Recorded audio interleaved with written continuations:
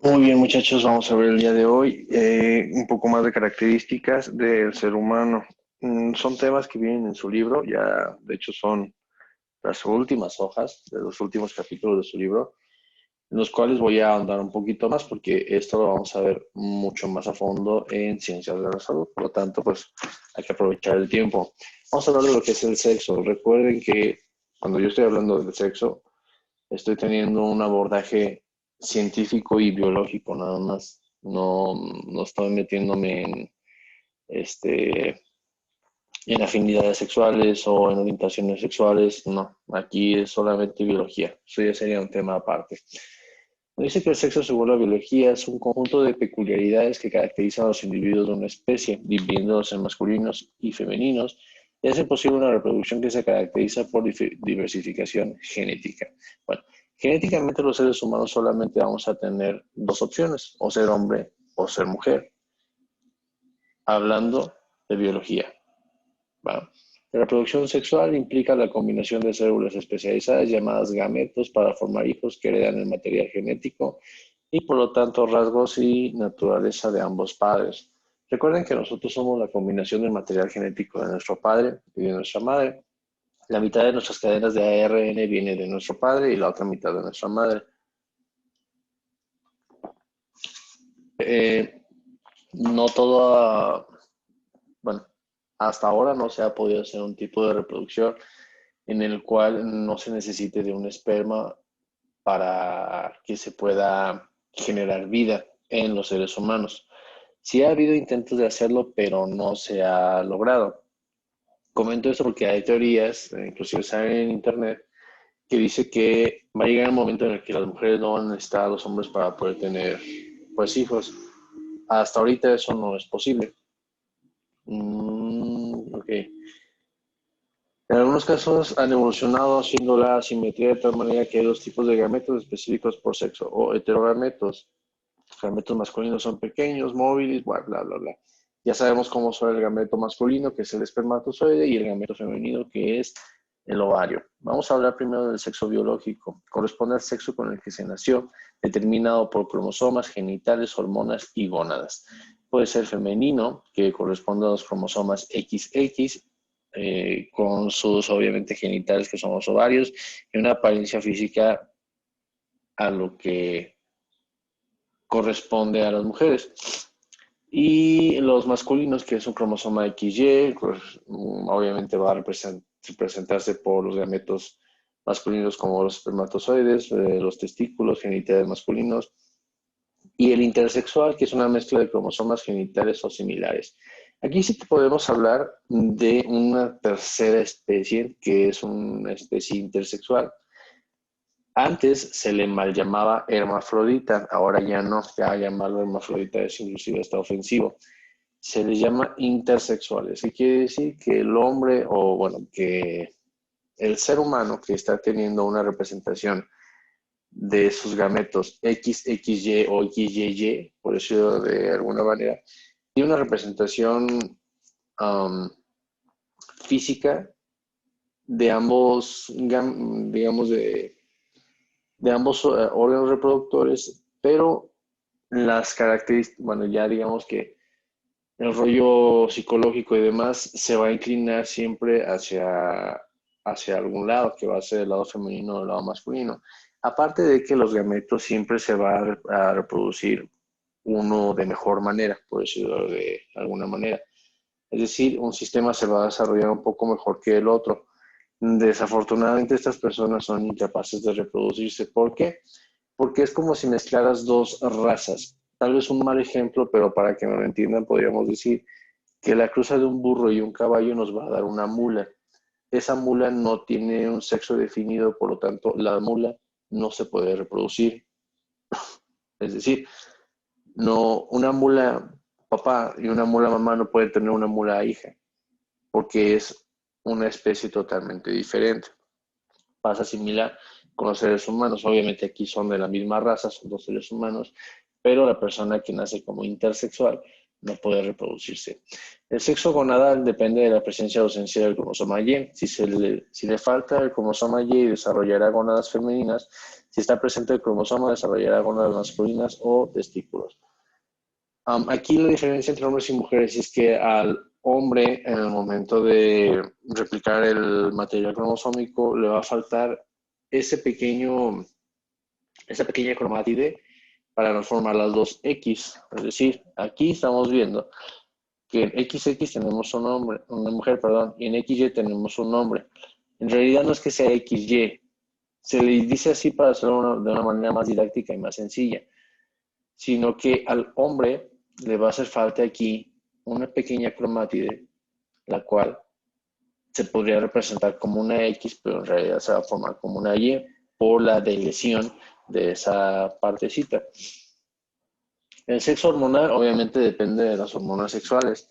El hombre, recuerden que va a ser el que libera un poco, bueno, no un poco, bastante testosterona y eso va a hacer que sus características físicas empiecen a cambiar. La mujer va a dar mucho más hormonas que el hombre.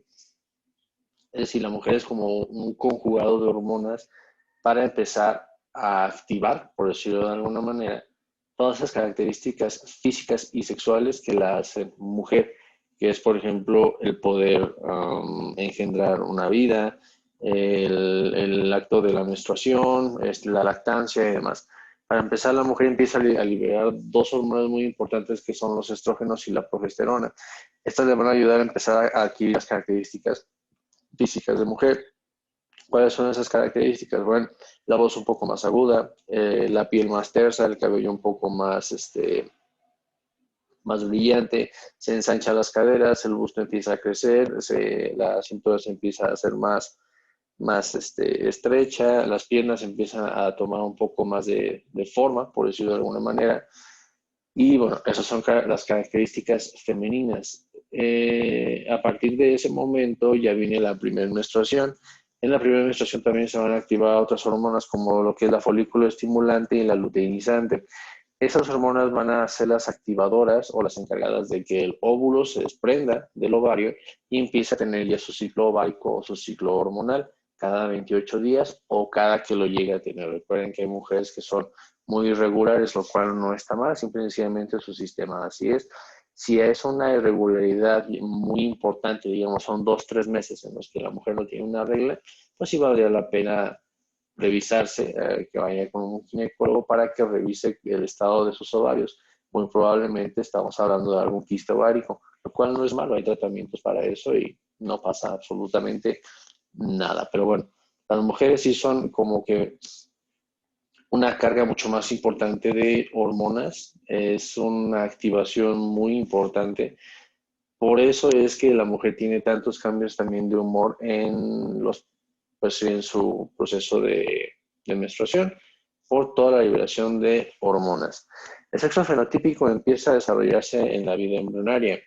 Cuando existen testículos, se producen hormonas masculinas que dan resultados al organismo masculino, pero si están ausentes, dan lugar a un organismo femenino. Recuerden que la palabra fenotípico empieza con F de físico, que quiere decir la apariencia física. Lo que se ve es lo que estamos teniendo. Si tú, repito, aquí estamos hablando solamente de biología. Aquí no entran afinidades sexuales, orientaciones sexuales, ni ningún otro tema. Si ustedes están viendo a un bebé que tiene pene y testículos, obviamente, biológicamente, el bebé es hombre. Si ustedes están viendo a una bebé que no tiene esas características, tiene una vulva y, bueno, las características femeninas, obviamente es una mujer. A eso se refiere con sexo fenotípico, lo que se ve. El sexo de asignación, este sexo que se le asigna al niño generalmente de acuerdo con sus genitales externos. El grupo sociocultural determina cómo se le debe educar, qué actitudes y conductas deben de tener.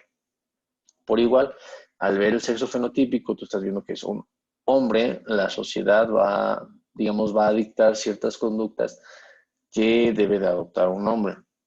Esta situación de sexo de asignación creo que ya debería ser un tema que se debería de eliminar, porque desafortunadamente por este sexo de asignaciones que tenemos tanto machismo, tanta misoginia y entre otras cosas. Aquí, bueno, no solo aquí, en muchos lados, es súper marcado el asunto de que, no, tú eres mujer, tú no opinas, o no, tú eres mujer, tú te quedas aquí en la casa y no vas a trabajar y vas a tener hijos y demás. Y no, creo que ya para empezar la situación ni las condiciones están para eso. Las mujeres son súper capaces de hacer absolutamente todo lo que quieran, inclusive más que nosotros los hombres. Sexo de identidad o identidad de género. Esta última es la íntima conciencia, convicción y sentimiento de pertenecer a determinado sexo que se desarrolla a través de la incorporación de vivencias psíquicas y emocionales. Por lo general se adquiere entre los 2 y 3 años de edad. Bueno, si se adquiere entre los 2 o 3 años de edad, ya empieza a haber algún tipo de afinidad hacia algún bando, por decirlo de alguna manera, es decir, hacia los hombres, hacia las mujeres. Pero el detalle aquí es que bueno, no se podría determinar el sexo de identidad de una persona a esa edad. ¿Por qué? Porque a esa edad no hay conciencia. Siguen siendo niños. El niño siempre se va, digamos, a ir o se va a mover hacia lo que lo lleve la corriente. No hay una conciencia, no hay un juicio, por lo tanto, no se le podría asignar de manera definitiva alguna identidad de sexo en esta edad. ¿Cuándo se asigna? Bueno, cuando ya el niño ya empieza a ser adolescente, ve que su identidad de género es diferente o que la identidad de género es la correspondiente a la biológica. Bueno, ahí ya podemos hablar de una homosexualidad, de una heterosexualidad y, bueno, entre otras situaciones.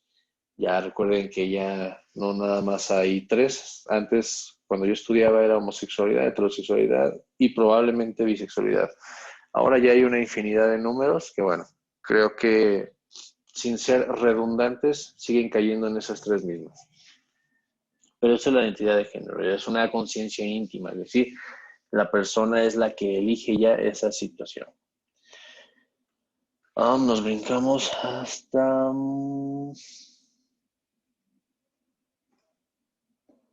características sexuales. Bueno, estas características sexuales obviamente son las que se van a dar debido a la producción o al almacenamiento de las hormonas en el cuerpo humano. Es decir, ¿qué es lo que va a cambiar a partir de qué momento? Las características sexuales de los seres humanos, bueno, son los rasgos por los cuales nos definen hombres y mujeres, son dos tipos de características sexuales. Las primarias o características sexuales primarias son aparatos reproductores que permiten que nos reproduzcamos, es decir, tú naces con la capacidad de tener un aparato reproductor sexual, pero no naces, por ejemplo, ustedes mujeres no nacen con la capacidad de tener un hijo, o ustedes hombres no nacen ni siquiera con la capacidad de tener una erección o de eyacular.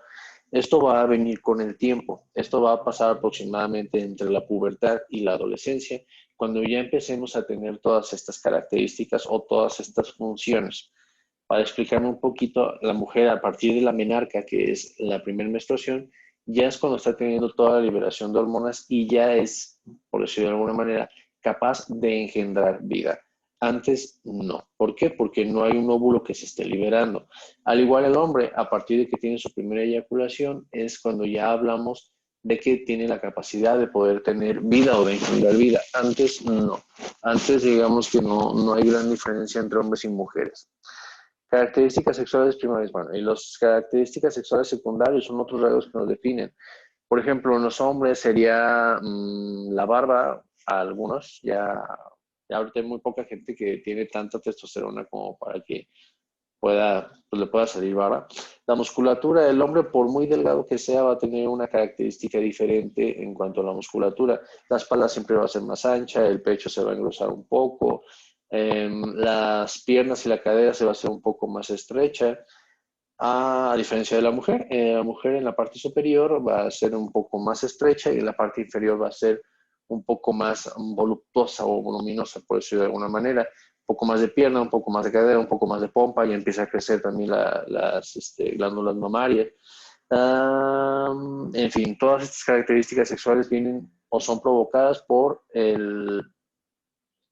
el desarrollo del ser humano, que viene bien de la mano con la liberación de las hormonas. Si las hormonas no se liberaran, nunca habría estas características físicas, las cuales van a hacerse propias de un hombre o de una mujer, o les van a dar esas características. Bueno, muy bien. El aparato reproductor, ya lo vimos la clase pasada, no vamos a nombrarlo por decirlo de alguna manera. El aparato reproductor femenino está formado por órganos genitales internos y externos. Los internos van a ser los ovarios, las trompas de falopio, el útero, y bueno, en el útero va a ser la cavidad donde se va a desarrollar el bebé, y lo que es el cuello vaginal. Los órganos externos van a recibir el nombre de vulva, el cual incluye pliegues de la piel formadas alargada llamada labios, el orificio de la vaginal y la uretra en el masculino. Está formado por los internos y externos por igual. En los internos tenemos los testículos, los conductos deferentes, la uretra, el epidídimo, las vesículas seminales, la próstata. Y en los genitales externos vamos a tener el escroto, que es la bolsa, donde van a estar integrados lo que es los testículos y el epidídimo y el pene. Las características sexuales secundarias en el varón vamos a nombrarlas: es aumento del tamaño de los testículos y posteriormente el aumento en el tamaño del pene. Este aumento de tamaño algunas veces se ve mermado por algunos síndromes, por algunas enfermedades, como lo que es el hipotiroidismo o inclusive la obesidad. La obesidad también frena mucho el desarrollo de las personas, no solo en hombres, también en las mujeres. El vello va a ser más grueso y largo, vello en las axilas, pechos, piernas, vello facial.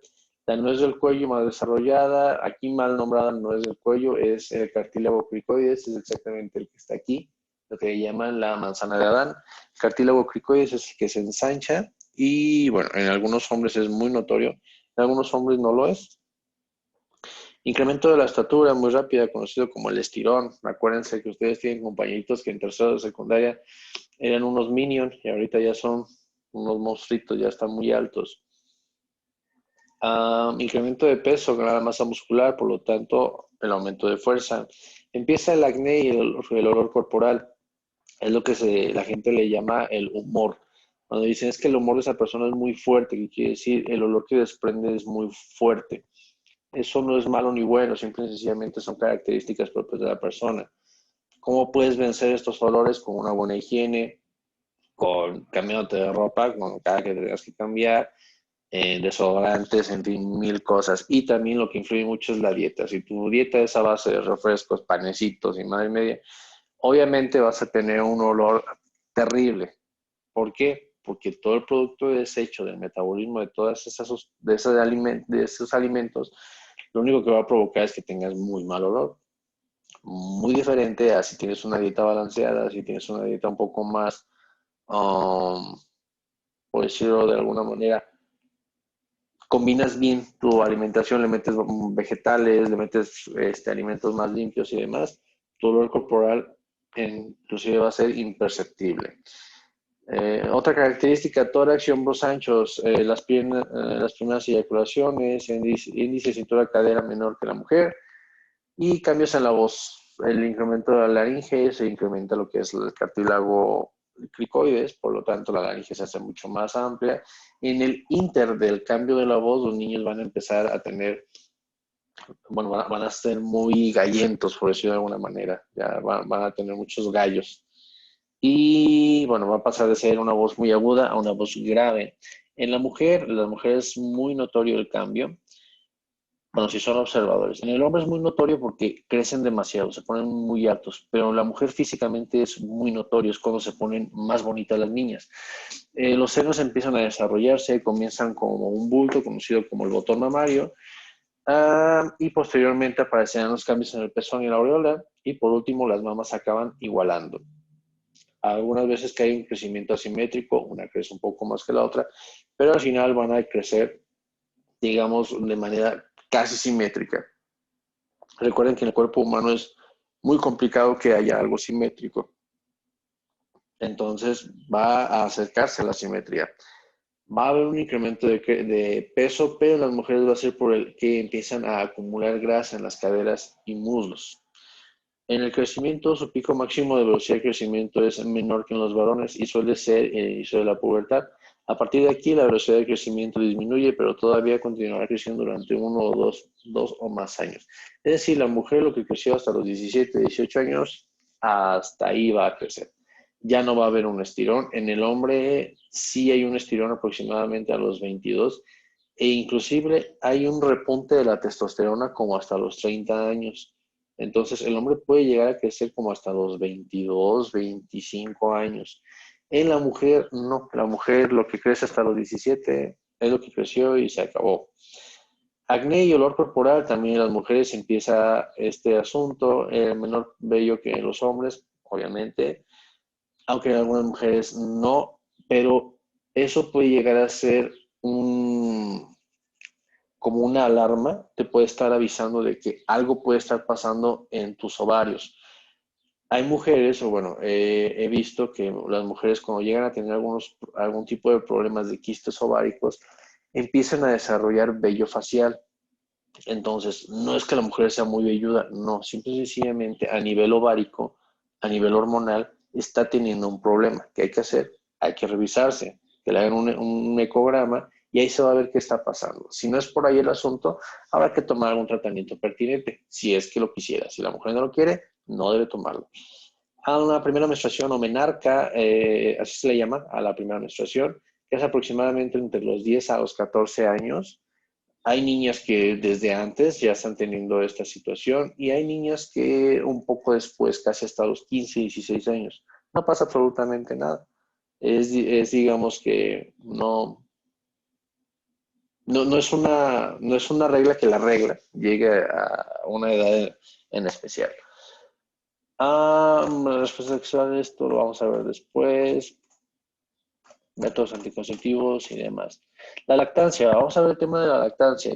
Pongamos que ya tuvimos un bebé, ya pasó toda esta situación y bueno, viene el efecto de la lactancia.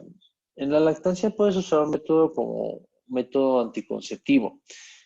Sí y no, yo no recomendaría este método anticonceptivo porque conozco bebés que se llevan 1 o 2 meses, bueno, no 1 o 2 meses, 10 meses de diferencia. ¿Qué quiere decir? Al segundo mes la mamá salió embarazada. ¿Qué quiere decir? Que la lactancia no es un buen método anticonceptivo. La lactancia es un fenómeno el cual corresponde a los mamíferos. ¿Cuál es el proceso de la lactancia? Bueno, durante el embarazo, diferentes hormonas actúan en las glándulas mamarias y por ello hay un crecimiento notable en los senos femeninos. Sobre todo en el segundo trimestre del embarazo, este aumento se debe a la presencia de hormonas como progesterona, estrógenas, lactógeno placentario y somatotropinas. También lo que es la prolactina. En los hombres también tenemos prolactina. El problema de esta prolactina es que cuando se llega a elevar en los hombres da muchísimos problemas hormonales. En la mujer, si se llega a elevar, también puede dar problemas, pero se pueden controlar. Ok. Que se produce en la placenta y la hipófisis materna, generando la acumulación de reservas de grasa y la proliferación de conductos en las glándulas mamarias. Bueno, la producción de la leche se va a dar por la hormona que acabo de mencionar, que es la prolactina. Esa prolactina va a empezar a activarse justo en el momento en el que el bebé nace. En el momento en el que el bebé nace, la mujer va a tener su primer acto de lactancia, por decirlo de alguna manera. A este líquido que sale se le llama calostro. El calostro es un líquido súper importante en cuanto al desarrollo del bebé. Sin embargo, aquí paréntesis, hay mujeres que desafortunadamente no pueden lactar. ¿Por qué? Mil razones. Puede ser que la glándula mamaria nunca se desarrolló de manera pertinente, algún problema, alguna obstrucción, o simple y sencillamente esas hormonas nunca actuaron tanto como para que produjera leche. ¿Está mal? No. Simple y sencillamente son características diferentes. Es por eso que los bebés pueden o deben empezar a tomar lo que le llaman la fórmula. Desafortunadamente estas fórmulas son bien complicadas de aceptar por el bebé. Hay algunos bebés que son todoterreno. Le metes la primera fórmula de la más barata, de la más corriente, y esa te la aguanta sin ningún problema. Hay bebés que tienen reflujo, que empiezan a tener intolerancia a la lactosa, en muchas cosas, y tienes que estar buscando la fórmula adecuada para que al bebé le asiente bien al estómago, los nutrientes los pueda absorber y pueda empezar a tener un crecimiento apropiado al bebé. Entonces, ¿la lactancia es mala? No, al contrario, es muy buena. En el calostro de la mujer, digamos que es como si fuera un suero que viene supercargado del sistema inmunológico. ¿A qué me refiero con esto? El bebé va a adquirir muchísima inmunidad debido a este calostro. No se te va a enfermar tanto, no va a ser tan delicado del estómago, entre otras cosas. Sin embargo, repito y hago mucho hincapié, no pasa absolutamente si el bebé no pasa nada, perdón, si el bebé no toma esta leche materna. Hay mujeres que simple y sencillamente no pueden y no está mal, no hay ningún problema. Simple y sencillamente hay que acondicionar la situación. Si no se puede, pues la acondicionas y se acabó. Y pues bueno, eso es todo en cuanto a los temas de hoy. Nada más para cerrar. La lactancia materna puede ser, bueno, lo ideal es que sea entre los 6 y 8 meses aproximadamente, tal vez un año de lactancia a los niños. Ya de ahí en adelante, lo único que vas a estar dando al niño es grasa y se te va a poner bien choncho. Es decir, no hace mal, pero tampoco hace bien. Entonces, en la lactancia sí, yo lo recomendaría entre los 6, 8 meses, por mucho un año, si es que el niño te la está pidiendo. Pero de ahí fuera, creo que ya es un poco innecesaria esta situación. Ya el niño creció lo que tiene que crecer y aparte ya está alimentándose de sólidos, por lo tanto, ya no es tan necesario que haya una, este, una alimentación a base de leche materna. Pues bueno, muchachos, ¿tienen alguna duda? No, profe, todo está bien. Bueno, gracias, Pau. Cualquier cosa, me mando un mensaje, a rato les mando su actividad para esta semana.